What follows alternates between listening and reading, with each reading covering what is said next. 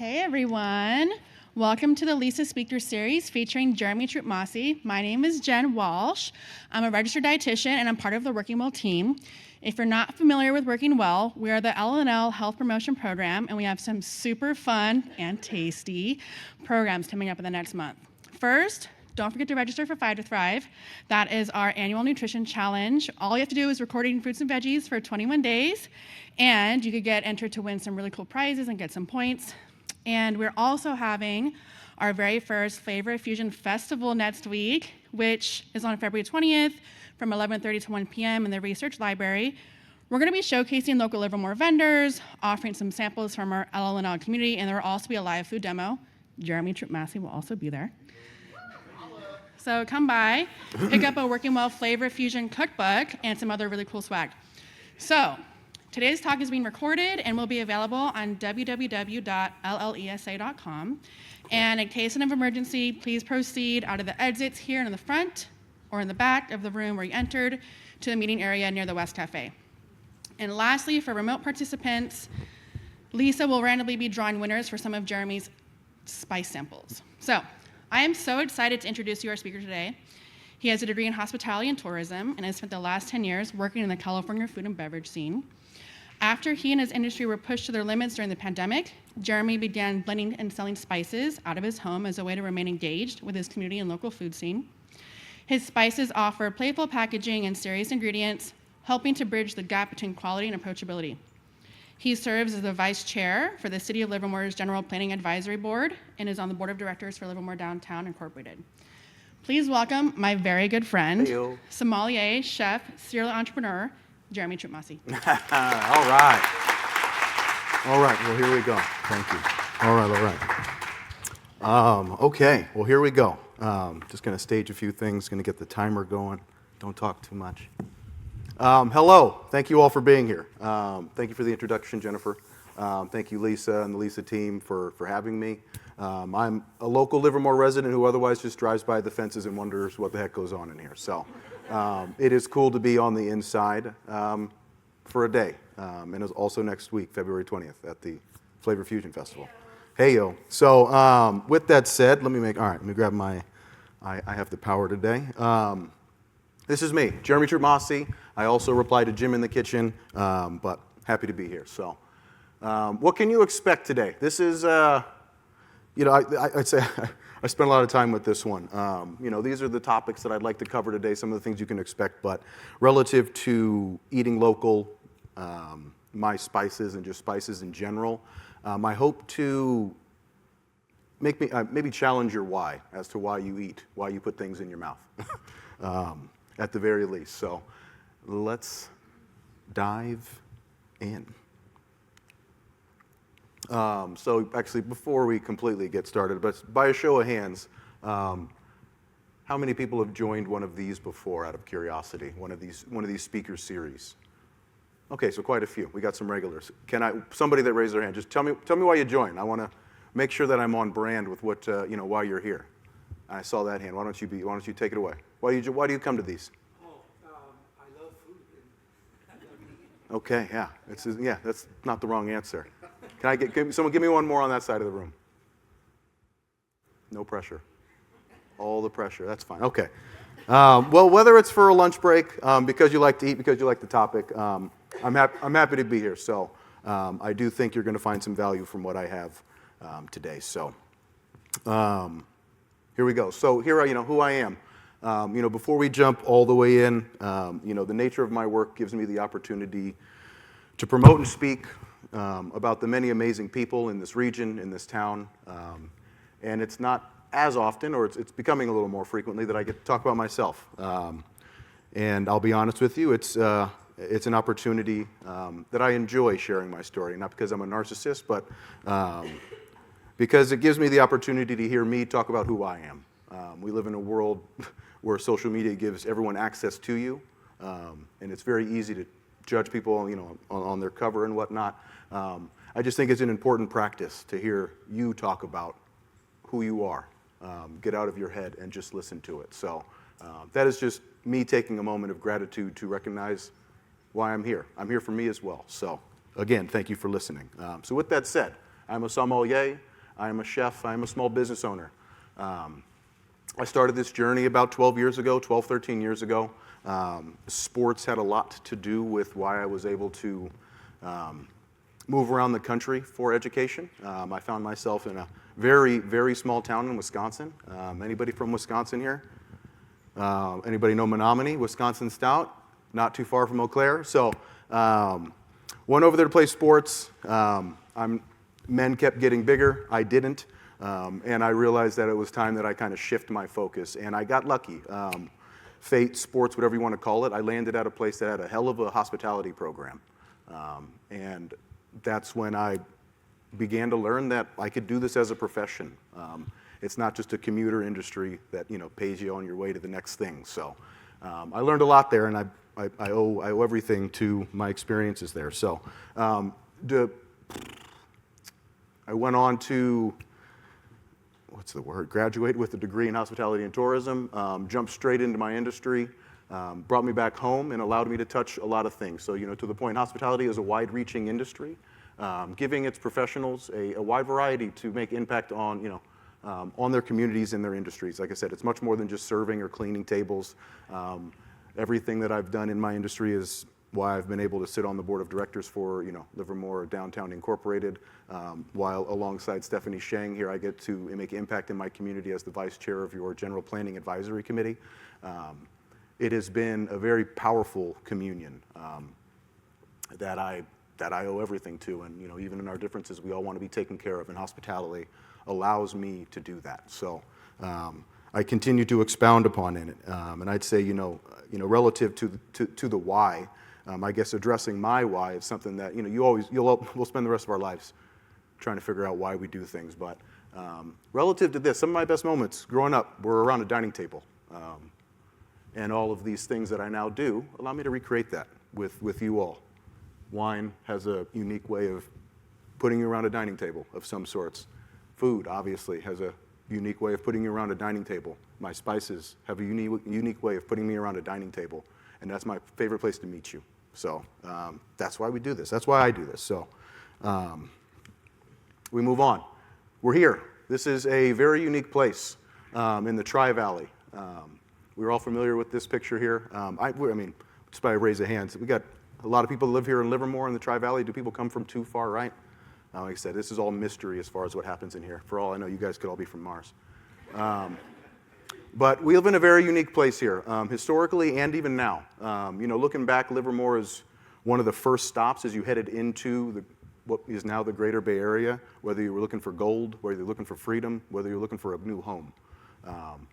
And it's got a rich history of hospitality, and so on and so forth. You look more in the present, Alameda County is one of the highest population residency growths, at least in recent years. Dublin is the fastest growing city in America, I believe, if not California.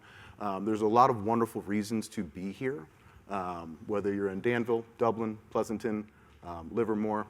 We are a unique landscape that really brings together art, science, technology, hospitality, innovation, agriculture. There's not too many landscapes, at least in my eyes, where you can find this any longer. And I love Livermore particularly, not only because of hospitality, but because of that wonderful South Livermore backdrop that leads into the Ohlone hillside all the way down to San Jose. That's all open space, which is rare to find in this style in the Bay Area any longer. So, and it's hospitality and eating local and the idea of eat, live, drink local. That is why those things exist. And it's really what drives me to continue to push beyond just the service at a table relative to my industry and the impact we can make. So that is why I'm here, and that's why I'd like to think some of you all are here, whether you think about it that intensely all the time. It's a beautiful place to be. So let's keep working to keep it that way. I think you all are likely doing that. So I don't know if you guys all remember the pandemic. I can't stop thinking about it, but relative to some of the push, right? We all experienced the pandemic differently, and I always try and be mindful of when I talk about it because it was destructive. It killed people. It was really an awful time that we are not too far from. But for some, for me, as devastating as it was a really prolific time for me. clarity, fear, all the above, right? So this slide just represents, I didn't really know what to do. When I'm at home on a normal day and I'm having a bad day or have a little bit of anxiety, I often find myself doing dishes, right? Or, that tedious thing at home that just allows you to run your hands under cool water or warm water and just focus on that. The pandemic, I had nothing left to do but cook. I couldn't be in restaurants, I couldn't be in kitchens, I couldn't be at wineries, I couldn't be at the table where I told you I want to meet you. So I didn't know what the hell to do. What do we all do? Zoom doesn't work in my industry. I can't pour you wine through a Zoom camera. We tried, but all I knew was to go into the kitchen and cook. And that's kind of where the spices in particular started. Spices is something that I've always enjoyed doing. Cooking is always something that I've had a passion for. Granted, I spent most of my time in the front of house. Do we have any people that worked in restaurants by chance? Because I'll use a few restaurant acronyms and some of you won't understand them. But FOH, back house, front of house, it's two different territories. The kitchen is very militant. Front of the house, we're all hippies and we get to do what we want. So I worked in the front of the house because it was a lot easier, particularly for career progression. But food at the core is always what inspired me to work in hospitality and food and share those moments. So when the pandemic hit, it was all I knew to go back to, and that's what led me back to my kitchen, hence JTM in the kitchen. So working at a local winery here, I hopped on Zoom and started cooking for people and started making spice blends. Again, it's always something that I had passively done, but sometimes you just don't know until you know. I know, there's another local business here in town, Aurora Nava. She's AKA Flocka. She makes chips and salsa. She didn't know that she had a product until people told her. And that's kind of what happened here with Taco Night and all the above. I was making spice blends to pair with my video or whatever it might be, my meal. And this is the part that stuck. And that was, to me, my next opportunity to stay connected. If I couldn't be with you in your kitchen, my spices could. And that's where I spent the next couple of years diving in. And that's all because I put my head down and just, I guess, figured it out. So the point of this slide is, what butt to look up when you're at rock bottom, right? So I hope that was the case for at least some of the people in here. I know the pandemic was a destructive time, but it was a beautiful time that I try and remember, the lessons learned from that. So we continue to move on. That's the jump. I guess I spoke through that already, and then I jumped, and then I took a stab at becoming a small business owner. Left my job, my paid job with consistency to take a stab on myself. The pandemic helped. I'm still a young guy life is short, and there's also plenty of time. I was running out of time. It was time to jump. That's the point. So we did it. So what the heck is a cottage operation? That's what kind of makes me unique. Is I'm a cottage operation. A cottage operation is a licensing that the state of California offers to anybody interested in small businesses to work out of your home and take advantage of a mortgage, a rent that you're already paying, versus taking on another to try and find out if it's going to work or not. So. And that was all due to this wonderful community telling me that this is what you should look into, which is why you should talk about the things that scare you a little bit, and people might help you get there. But since then, I've been able to do all these amazing things, be at markets, work with local vendors, retail. A lot of you are from Livermore. Has anyone seen my brand before, just out of curiosity? Okay, I got a lot of work to do then. That's okay. So cottage operation, it's a powerful program. If anyone is interested, I'm happy to share my contact after this. I imagine there's a few entrepreneurs in here. There's a few small business spirits in here. This is a tremendous program that allows you to utilize tools that you already have access to do something special. So there are some limitations, but there's also a lot of freedoms in this here. So let me, and then the spices were born. So this is the lineup and beyond. So the idea is you buy the jars once, the bags are meant to refill. So we've come a long way. We've come a long way.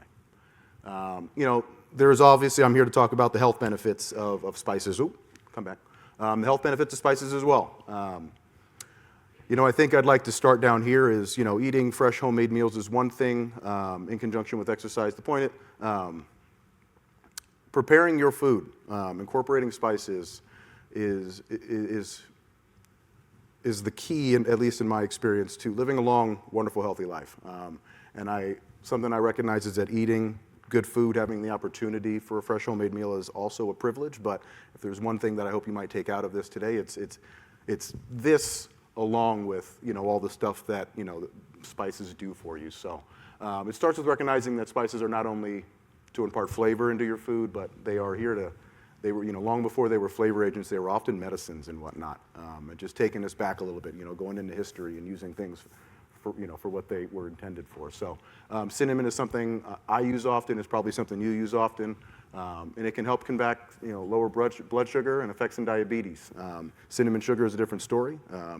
But these are, it's definitely something that is meant to help you. Turmeric is probably the most common. I think we've all used turmeric in some capacity.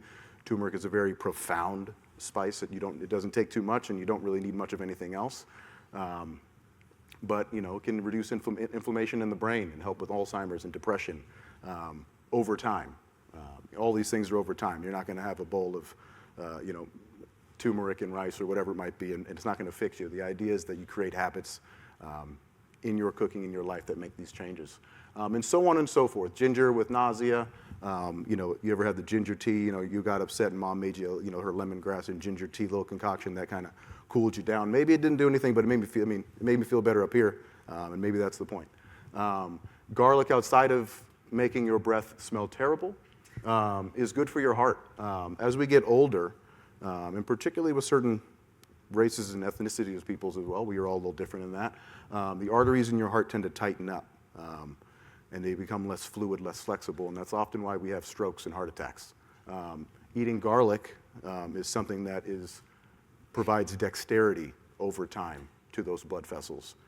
So it's these little increments as you kind of stack them up over time that can really do some wonderful things for your body and generally chronic illness that we deal with on a very regular basis. Basil, rosemary can help with allergies for anyone that struggles with them, and peppermint with IBS and abdominal bloating. So whether you're using your spices fresh or dried, the point of this little section here is spices act different at different temperatures and whatnot. So just being mindful of that. There's nothing better than fresh spice.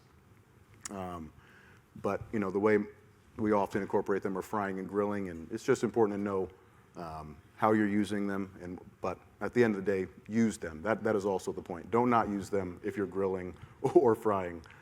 Spices are a wonderful opportunity to combat chronic disease and just the bad things that happen with the way food is made for us these days. So that's what this slide here is hoping to showcase for you. So this isn't so much about my spices as much as it is about local spices. Trader Joe's is actually a great place to purchase spices. Trader Joe's inspires me often as far as what spice might come next. I'm sure there's a Trader Joe's is kind of culty in that capacity. But this slide just shows you kind of what to look for when you're in the grocery store. This is actually a conversation I have with wine labels every once in a while as well, as what to look for when you're shopping for wine, because there are often clues as to that can show you the quality of what you're purchasing. But with ingredients, it's actually a lot easier. It's just a matter of taking the time to turn the jar around, turn the bag around, and read them. And most of the ingredients are processed or manufactured. I guess that's going to be the point of this slide, is just being able to recognize those.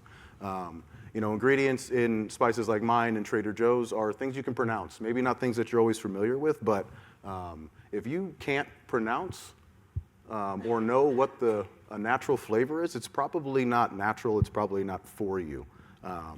And that doesn't mean I don't enjoy a Wiener Schnitzel hot dog every once in a while, but everything in mediation is kind of the point. But I guess what this is largely these are the products that our grocery stores have traditionally offered us.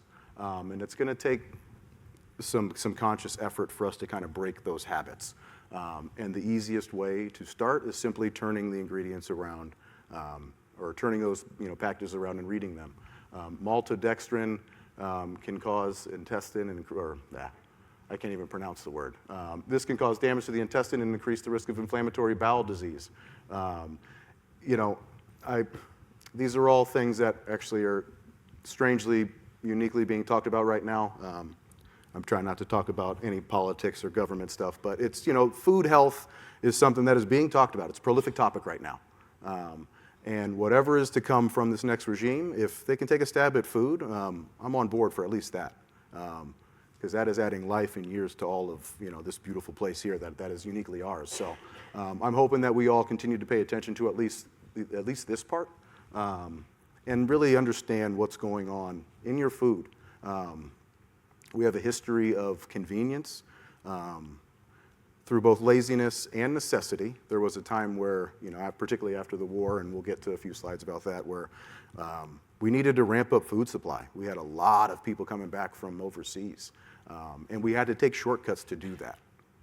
So, you know, but, you know, 60, 70, 80 years later, we haven't readjusted, we haven't rebalanced how and why we scale and make food, and we're finding ourselves in a really iffy position.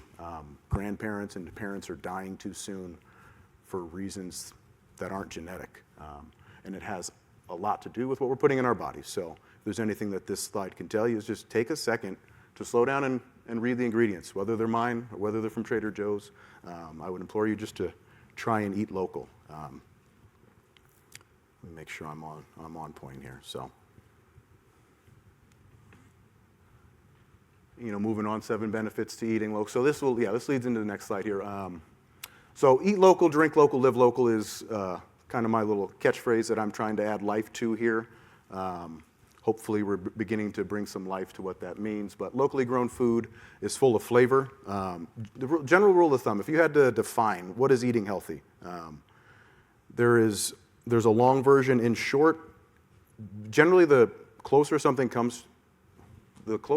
is produced, manufactured, or grown to where you consume it, in its simplest is generally more healthy than something that comes from, you know, a long ways from Mexico or from China or from wherever the heck it comes. So when in doubt, just ask how close, you know, look at the package and how close is it to me.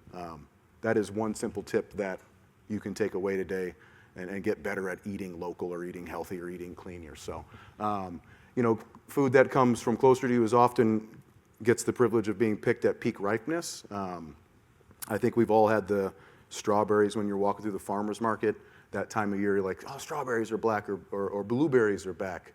I don't always purchase, but who's not taking a sample of the peaches right now or the apples right now at peak ripeness? That is why they taste so good. It has to do with that seasonality, which is the next one here. Our bodies are, you know, technology has moved a lot faster than our bodies have.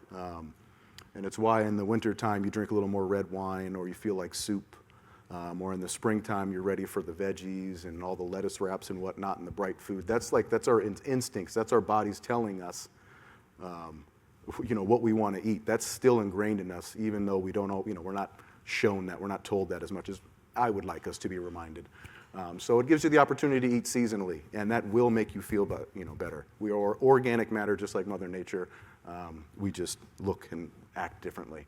It has more nutrients. That has a lot to do with travel. These first 3 slides have a lot to do with the time spent in a truck traveling to where it needs to get to. The longer food sits in a truck or in an airport or in a freeze-dried or whatever it might be to get to you, the less chance, it's going to be, it's not the less chance, it's not as good for you as picking up the onion or whatever it is from the farmer's market. And that's often where you find, granted these are spices, this is often where you find producers using shortcuts to keep the food fresh, keep your tomatoes looking red, keep your apples looking awesome when you walk into the grocery store. I'm the first person to tell you I buy tomatoes out of season, but they shouldn't be at the grocery store year-round. I think we've all seen the pale aroma tomatoes after the tomato season is properly over, and you're like, what's wrong with these things? We're not really supposed to have them. We force them to be here. So, and it's with the help of these shortcuts that allow us to do that. So, it benefits your local environment. Purchasing locally grown food helps to maintain your local farms. I mentioned, our landscape in particular, and not only ours, but California. We are responsible for more food production and shipping and distributing than any place really in the world at this point, and especially in America. It's something that I try not to take for granted as well. I don't know if you've ever been to New York and a New York grocery store, but good luck finding ripe cilantro or ripe avocado. We really are kind of jaded and maybe take it for granted how much access we have to food here. But we have a wonderful landscape here. Livermore Valley and the Tri-Valley in general has a rich agricultural and farming history. And farms and agricultural, those acres, that acreage only stays active by us purchasing into it, buying local wine, supporting local farmers. It's not the influencers taking pictures in the daisies that keeps agriculture thriving. It's us participating in it actively. Because your LARPD and your public parks systems are always underfunded. That's just the nature of the beast. So local food, they promote a safer food supply. How many people have been scrambling for eggs recently? Probably everybody. You're lying if you're not. There is an egg shortage. That's real. But we have access to more sources of eggs and protein than we know. Because we're used to shopping at grocery stores, we're used to relying on certain entities to provide us food. So it promotes a safer and a stronger food supply because we're aware of it. So buy your eggs from the farmers market. They're more expensive, but they're bigger and they're better.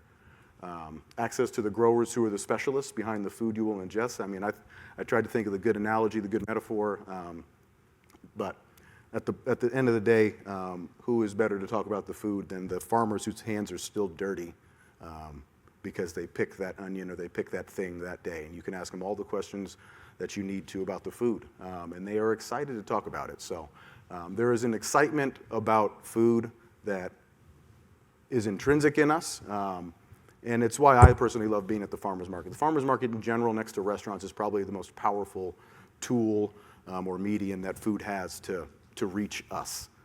So I'll say that often. How many people visit the local farmers market? Is that a habit in this room? I would imagine if you came to this talk, it's probably because you you enjoy food in that capacity. And it's something about the farmers market, even if you're not shopping. I just like being there.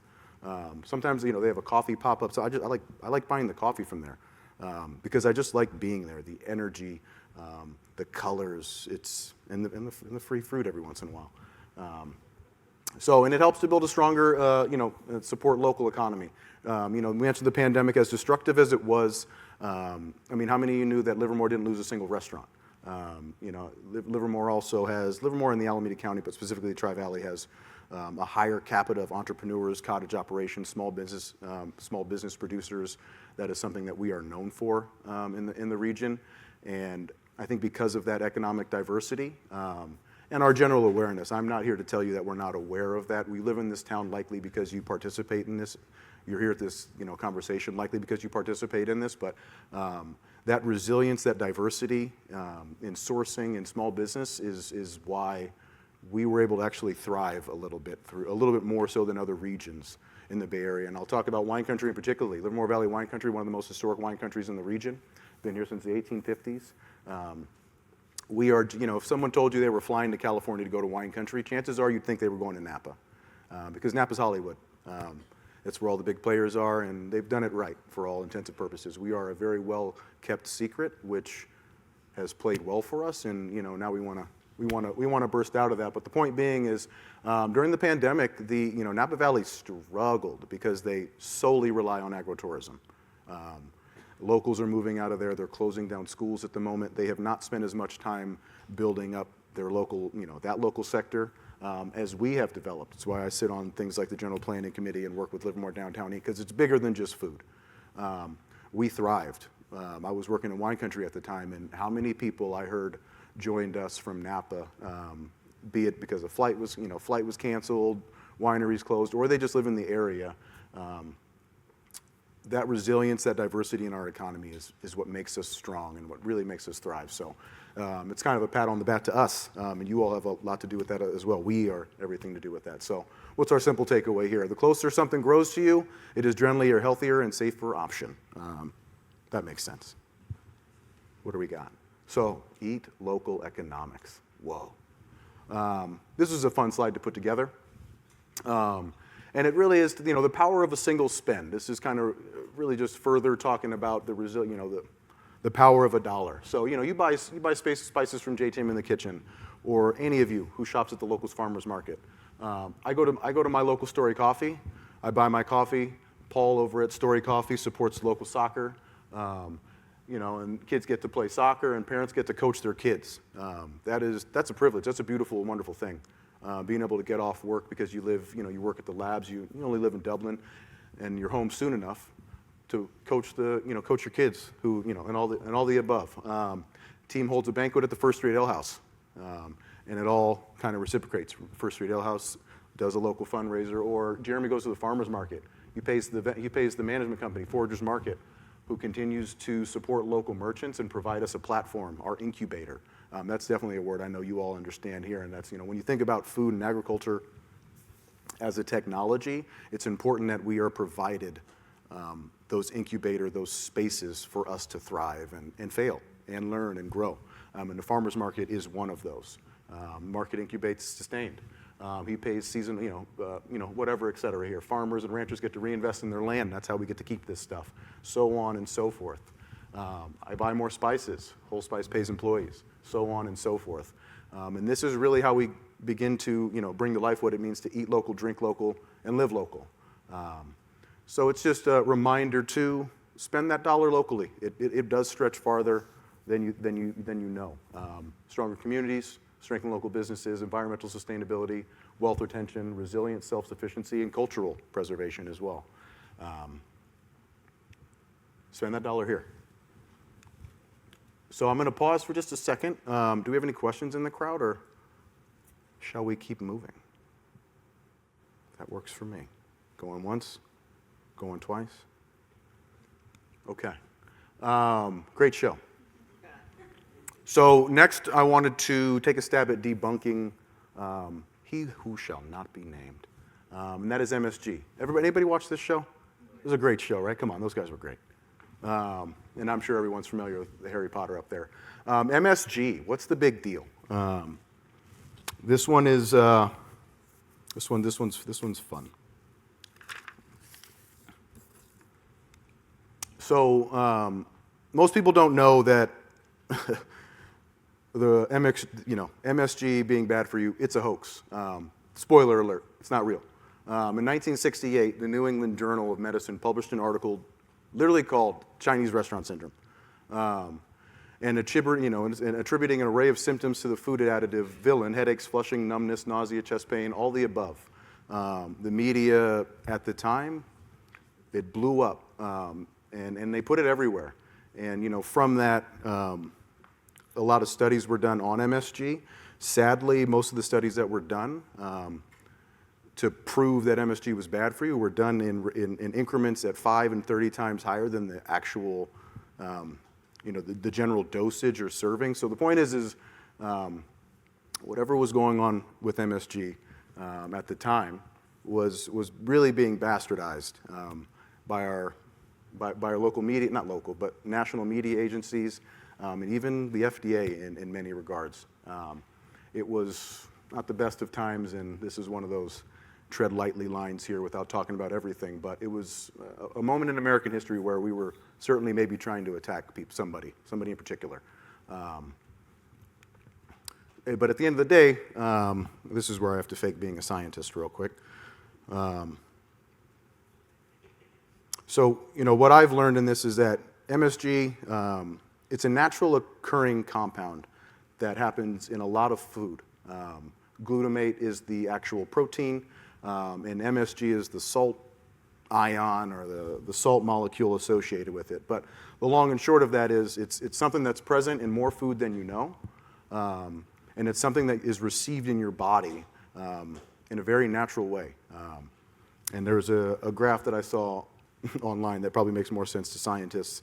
But at the end of the day, when you ingest MSG, the proteins and the ions, they fall off, and your body recognizes them as not harmful as any other protein, any other glutamate protein that already exists in our body and many of the foods that we eat here. So, but even, sheesh, even all these years later, it's still thought of as one of the scariest things that you can eat or ingest in your body. I have people that look at, read my ingredients. I've literally had, people come up and read my ingredients and not buy anything because I use MSG in a couple things.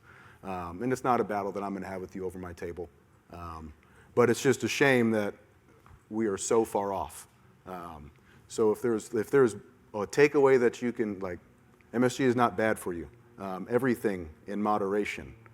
But let's debunk this, because you ingest it far more than you realize, whether it's your Pringles, barbecue sauce, your Lay's potato chips, every jar of Campbell's soup you've ever eaten, ranch, Parmesan cheese, tomatoes, walnuts. If you like KFC, I know I do, you're eating it. You're eating it. All fast food, cup of noodles, so on and so forth. It is so prolific in our society, and it is a natural occurring compound molecule that is not worth running from, I guess is the point of that. So, and I think, why is this important to debunk?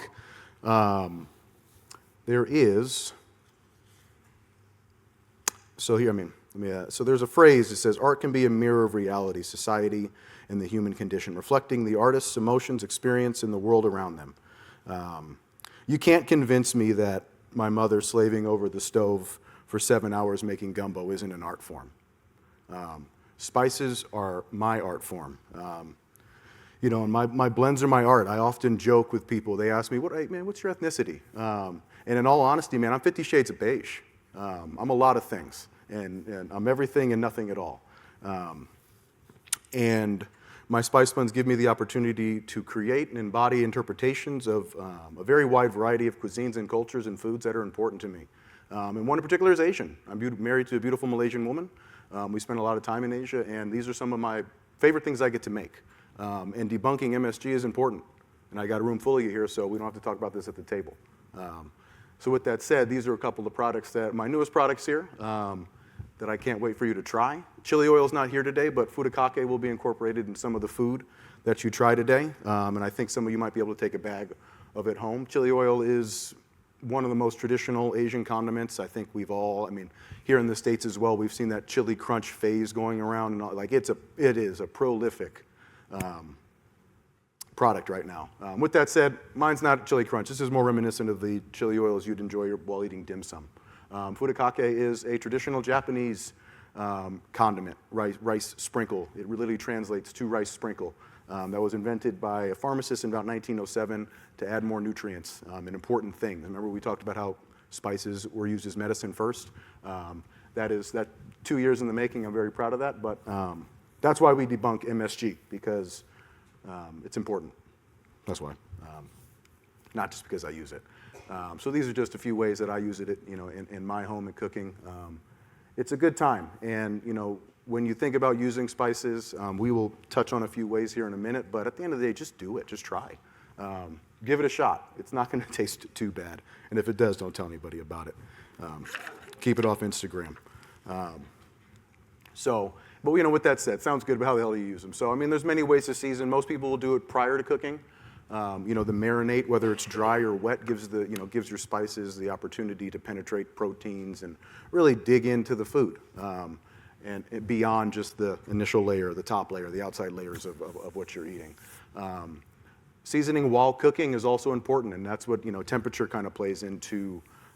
Temperature is the most important aspect to cooking, to changing what food is. So. The point is when you incorporate spices while cooking, you're going to get a different result, and it's a good time. Otherwise, you can also use it to finish, depending on what you're using it for. So the point is you can season all the way through, and what I hope a slide like this inspires you to do is taste your food, be active in your cooking when you do so, because that's the point. I think learning to enjoy the ceremony of cooking is how you eat better, is how you begin that process there. It's more than just taking a tip and trying to add it in. It's changing a habit is really what you have to get towards. So we move on, just more ways to address eating well. When to add spices, early in cooking, whenever, often. Taste your food. How much do I add? I don't know. Throw it on there.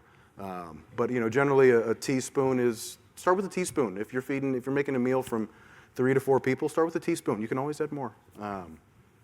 you can always add more. Adjust your seasonings, pair your flavors. The better you get at it, get weird. But with that said, this is an important one here. So you don't mess up the $40 steak you purchased. Be careful adding spices when you're cooking in very high heats, because spices burn. They're real ingredients. They're perishable, and that would be tragic for you to lose a steak or whatever it is. When you're preparing cold dishes, add salt beforehand. So salt is really the only impact on it. You want to give the salt a chance to dissolve and really do its work as far as the spices are concerned. And start with using easy to use spice blends like Trader Joe's or mine. We're here for it. So at the end of the day, like I mentioned, it's important to understand your limitations, drive, and reasoning for incorporating spice and eating better. Only then can you make the most informed decisions in hopes to create a new habit. Like I said, this is a new habit more so than it is taking a tip or so away from this presentation, at least I hope so. The Bourdain effect, here we go. So changing the tone a little bit. I had some dialogue prepared here. Also, in other words, we're all familiar with Anthony Bourdain, right? We've all seen his shows. Come on, this guy's awesome. Can we give it a round of applause for Anthony Bourdain? Jeez. There's many checkpoints along history that have influenced food, changed food for me, and I'd like to think for a lot of people in the room that enjoy food. This guy really changed how food looked, how we began to, just think about it. Going back to the first slide, when I think about the table as the meeting place in which I like to reside, the place I like to be. This guy showed you that was okay, right? He went around the world, and you rarely talked about the food that was on the table. The more you had conversations about culture, art, and the important things. For me, this guy proved to me that I was allowed to. Like I said, rather than share this, I'm going to queue up a video here, and I do apologize. It was the first time I had the opportunity to share these words, so it gets a little rough at the end. Here we go. I do think you might enjoy it, and this is the Bourdain effect for me, and we'll round this out. Oh, another TTD short brought to you by us. Planet Earth, June 8th, 2024. As we continue to push farther and farther away from the center of meaning, we find ourselves fighting ever more to find answers while we spin through space and time. 3 years ago today, we lost Anthony Bourdain, and while he didn't know me, I can't help but feel that I knew him. Tony spent what felt like a lifetime living what so many like to fantasize as the dream.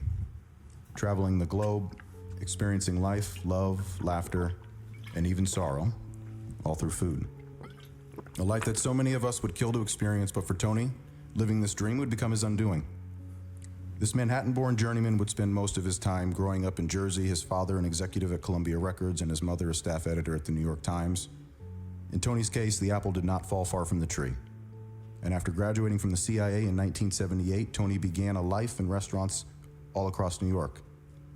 In an era of kitchens that is challenging to describe in just a few short sentences, alongside like-minded misfits and chefs, Bourdain navigated the space the best he could. Throughout Tony's tour, he would fall more entranced by this wild world of food and beverage, using the two to compile his own rock and roll resume. Food became the musical offering, while journalism allowed him to express himself lyrically. A symphonic build to his first gold record released in 2000, Kitchen Confidentials, Adventures in the Culinary Underbelly. And at 44 years young, after over 20 years in the industry, Tony caught his break, showing us that it is never too late to be deemed an overnight success. And what happened after that is what we recognize as his legacy. Food is generally at the core of so many of my childhood memories. It was a way for me to connect with my mother in the kitchen before and after long days. It served as a way for me to hang out with my pops on the couch eating dinner and watching a particularly heavy-handed Italian light up America with his Nola cuisine. I was 8 or 9 years old when I was introduced to Bourdain, watching his first series, A Cook's Tour. At first, and likely for some, Tony's style is more reminiscent of a touring musician than a chef. Dubbed by the Smithsonian Magazine as the original culinary rock star, I found it very easy to become enthralled and inspired by his persona. While too young to understand, I felt that I could relate to Tony. At 9 years old, I was really just beginning what was a new chapter of self-realization. My parents instilled a passion for music and food just the same. except the rock stars that I looked up to at the time duked it out in an 18 by 18 ring, jumping from cages, falling through tables, and most memorably, delivering some of the most iconic walk-ins and offerings of poetry a young man could ever know, jabroni. Like he went on to do for millions of us, Tony showed us in a manner that we had not seen before what will become a new generation's definition of self-expression through food. Why have we been given this unique opportunity to explore this amazing landscape? What does it all mean? So many of us spend nearly the entirety of our life seeking these answers, searching far and wide for what we can hope to find this divine meaning of life. Few will succeed, many will fail, and even more won't realize that we may have seen the answers all along the way. It has taken me much time to come to terms with Tony's loss, as I didn't realize what he meant to me. But what he has left us with after his passing is one of his greatest gifts. At the core, hospitality is an industry of service by one, for one another. And when approached with integrity and passion, what can come from this servitude can inspire more than you know. While tragic, Anthony's legacy will be remembered as an unapologetic, real, and meaningful journey, giving us access to so many of the answers that we seek in this wild, spinning rock. In the words of Anthony Bourdain, I leave you with this.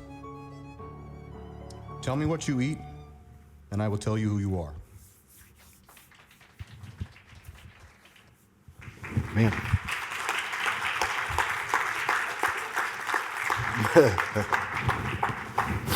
All right, still moves me, sorry.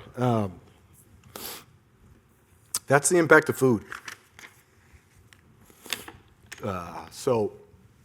Shoot. It still gets me, sorry. That's not the point. Let's bring it home. So, in closing, eating better involves slowing down enough to enjoy food. Slowing down enough to enjoy the ceremony of it. Oh, shit, I should have showed that after. We live in a tough world that's ironically better than it's ever been. Sitting down for a homemade meal is a privilege that we should not give away to convenience. Come on, man. The world tells us that we need to move faster and faster and do more and do more.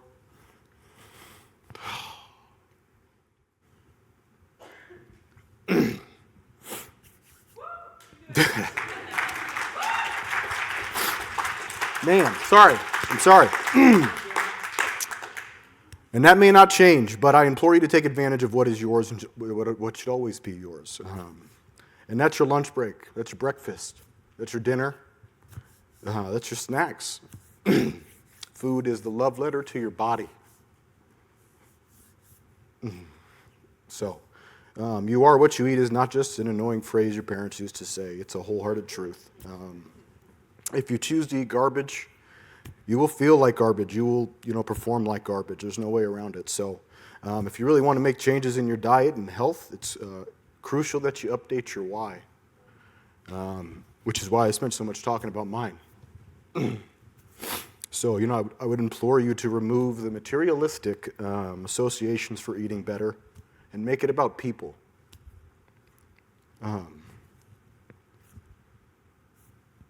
So, I'll just sheesh. So, I'm excited to, I'm excited for the next piece of this. Let's move through this. Food has allowed me to touch a lot of amazing people, and that's the point. So, we'll skip that part. I know there's supposed to be some Q&A. I'm excited to introduce my friend here, Chef Debbie, who is someone who I've been able to collaborate with, someone whose food I'm excited for you to try. She's incorporated my seasonings with that. Maybe I'll jump forward one. Next you can expect to have roasted cauliflower potato soup that'll incorporate my furikake, a white bean and chicken chili topped with my taco night and a pork ragu over a cheesy polenta. It's a fun collaboration that wouldn't exist without a little bit of play. As far as where you can find me, these are some places you can find me. I look forward to seeing you February 20th of next week. And I will backtrack and open up the floor to any Q&A, as I believe my 47 minutes are up. So thank you for joining me today, guys. Sorry about the sloppy ending.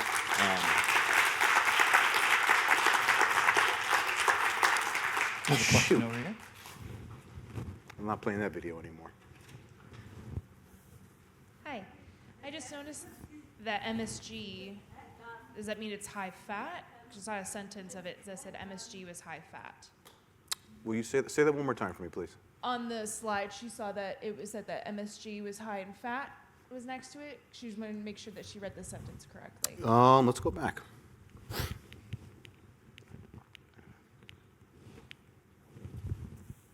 I'm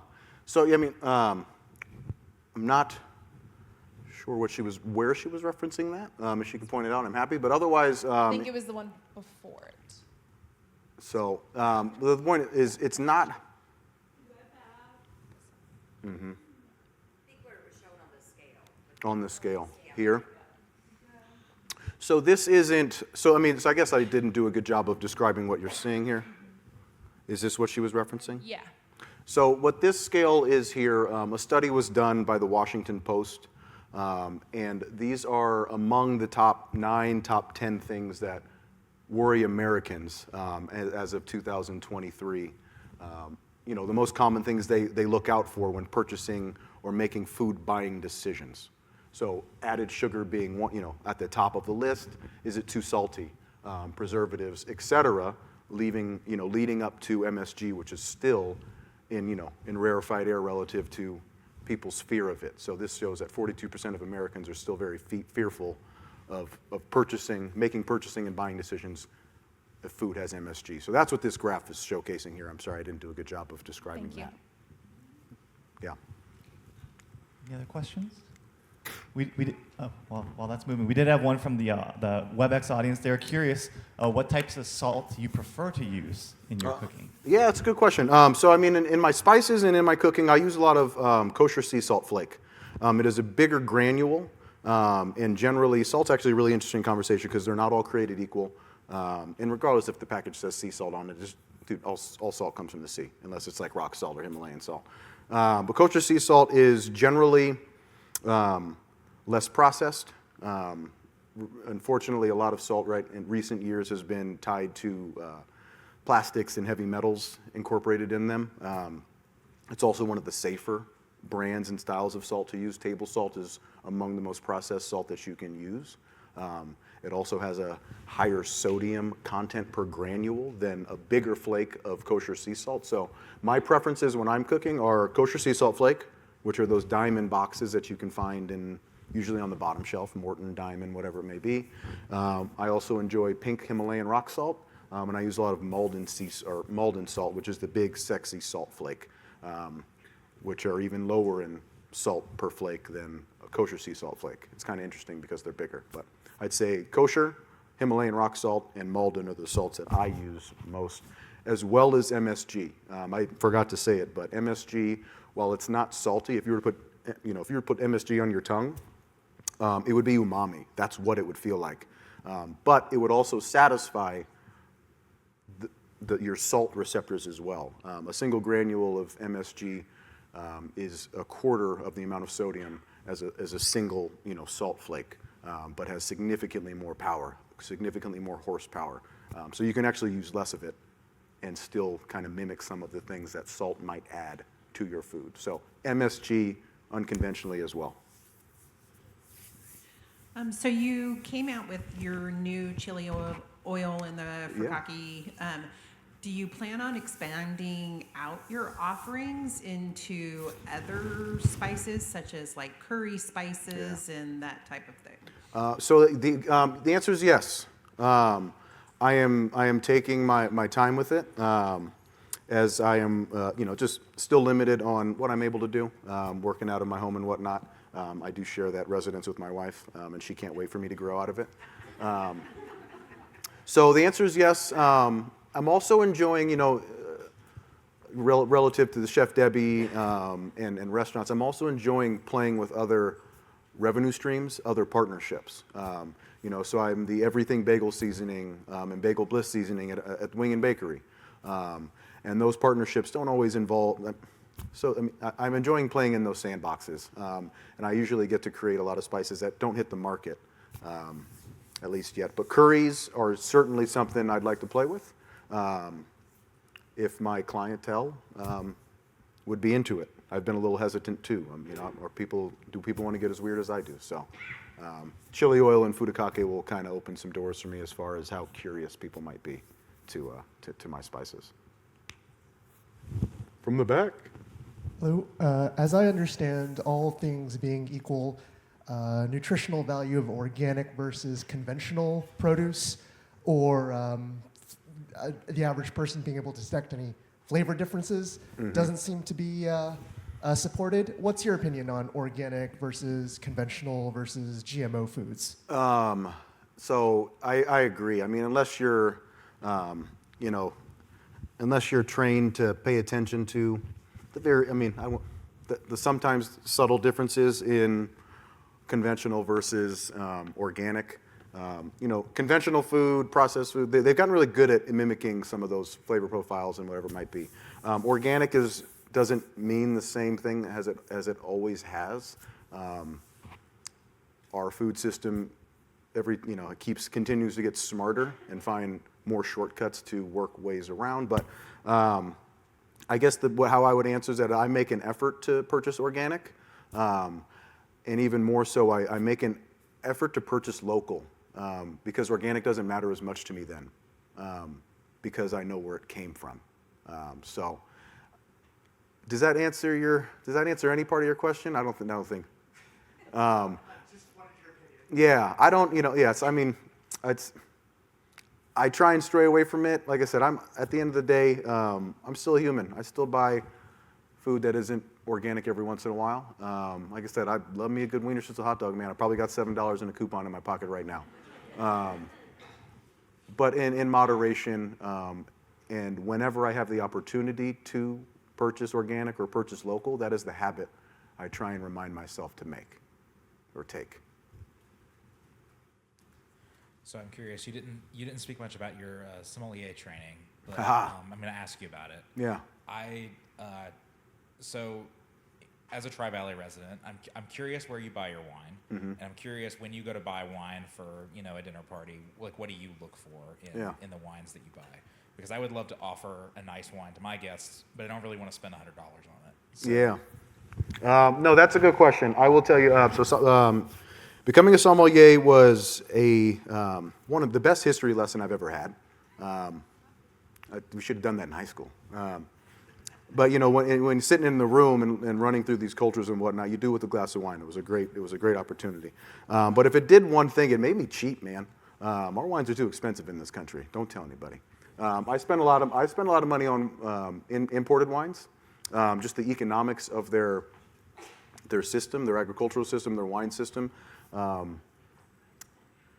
Is more cost effective. So I can, a $26 bottle of white, Riesling from the Alsatian mountains is probably as good as a $75 bottle of Napa Cabernet Sauvignon. But there's a time and place. So I mean, when I'm looking for wine, I'm thinking about the mood.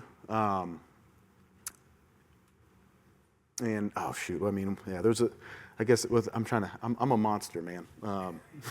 Don't buy me wine. No, but it's, how do I get? Ask me again. I kind of lost track of where I was going with that. So if I'm having you over for dinner, man, we're gonna have the conversation. I'm gonna ask you what you like. I'm not gonna force you to drink something that I like. I might convince you that it might pair best with the pork ragu served over creamy polenta, and we'll have some fun with it. But it really depends. I think wine is the conversational piece, and it is really just a nice amenity. As me referring to my slides, in the pandemic, wine didn't matter, man. Food did. When you're sitting at the dinner table, food's really the only necessity. All the extra stuff is fluff. Which is why I didn't talk too much about my sommelier. I spent a lot of time and a lot of money to become a sommelier, but the food is why we sit down. So I think it's just remembering that wine is a privilege and an opportunity to just be a little fancy. It's a luxury. So I would make sure that it was both you and mine, and we would pick something sick. And we'd probably spend $100 on it, because why not? Invitation accepted. Yeah. So, yeah.